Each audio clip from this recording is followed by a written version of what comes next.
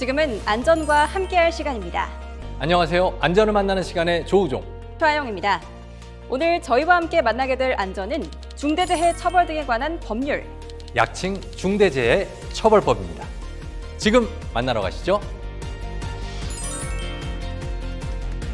네, 중대재해 처벌법은 사업주, 경영 책임자, 공무원 및 법인에 대한 처벌 등을 규정하여 사업장의 중대재해를 예방하고 시민과 종사자의 생명과 신체를 보호하는 것을 목적으로 제정되었습니다. 2021년 1월 26일 제정된 이 법은 2022년 1월 27일부터 상시 근로자 수에 따라 순차적으로 적용하게 됩니다. 사업주 또는 경영 책임자 등이 사업장의 안전보건 조치 의무를 위반하여 사망 등의 인명피해가 발생할 경우 해당 책임자에게 그 책임을 묻게 되는데요.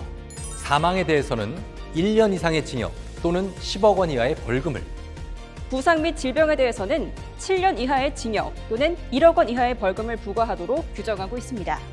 이 법은 중대재해 범위에 그동안 우리에게 익숙했던 중대산업재해는 물론 중대시민재해까지 포함하고 있습니다. 그렇습니다. 다소 생소하게 들리는 중대시민재해, 여기에 대해서 좀 설명해 주시겠어요? 네, 삼풍백화점 붕괴, 성수대교 붕괴, 가습기 살균제 사건이나 세월호 참사처럼 기업이 안전보건 조치를 하지 않아 그 피해를 일반 시민이 당할 경우 해당 사업주나 경영 책임자 등은 물론 그들이 속한 기업이나 법인 자체에도 형사 책임을 묻겠다는 것입니다.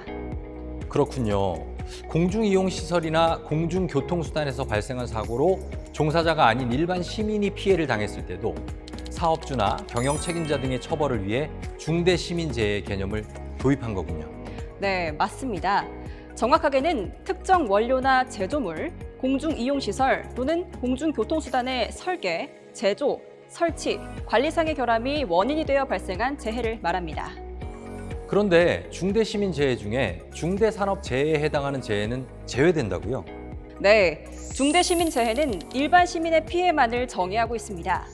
종사자가 피해자에 포함되어 있다면 그 피해는 중대산업재해로 분류됩니다.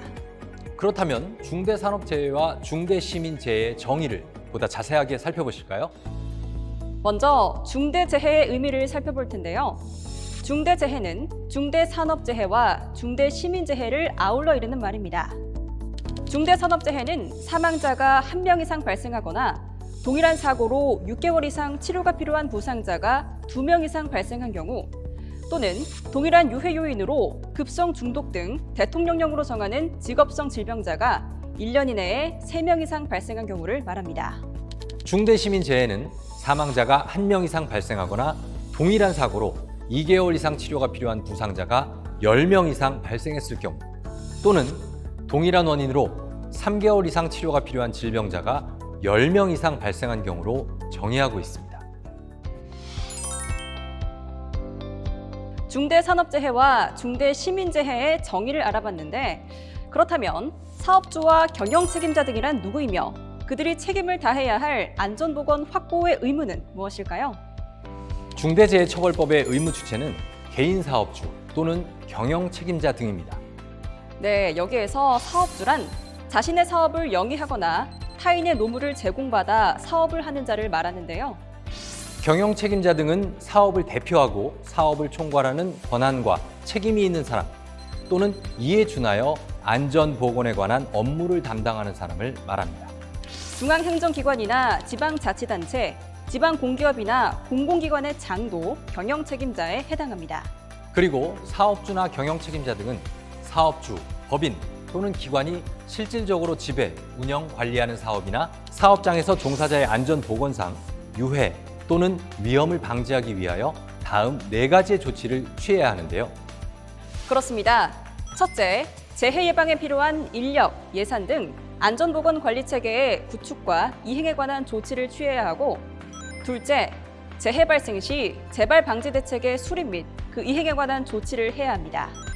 그리고 셋째, 중앙행정기관, 지방자치단체가 관계 법령에 따라 개선, 시정 등을 명한 사항의 이행에 관한 조치를 하고 넷째, 안전보건 관계 법령에 따른 의무 이행에 필요한 관리상의 조치를 하는 것이 그 내용입니다. 그렇다면 도급이나 용역, 위탁 등의 관계에서의 안전보건 확보 의무는 누구에게 있을까요? 이 법의 의무 주체인 사업주, 경영 책임자 등은 사업주나 법인 또는 기관이 제3자에게 도급이나 용역, 위탁 등을 행했다고 하더라도 해당 업체의 종사자에게 중대산업재해가 발생하지 않도록 안전보건상의 조치를 해야 할 의무가 있습니다. 단, 사업주나 법인 또는 기관이 그 시설이나 장비, 장소 등에 대해 실질적으로 지배 운영 관리하는 책임이 있는 경우에만 해당됩니다.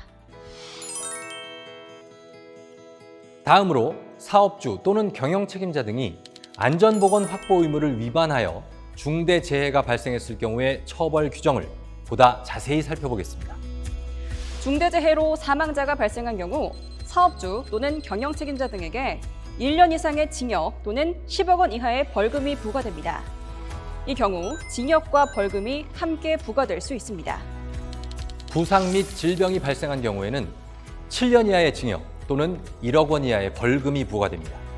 또한 이 법의 양벌 규정에 의해 사업주나 경영 책임자 등 개인에 대한 처벌과는 별도로 그 법인이나 기관에도 벌금형을 부과합니다. 사망자가 발생한 경우에는 50억 원 이하의 벌금을, 부상 및 질병이 발생한 경우에는 10억 원 이하의 벌금을 부과합니다. 양벌 규정뿐만 아니라 손해배상의 책임도 규정하고 있다는데 그건 어떤 건가요?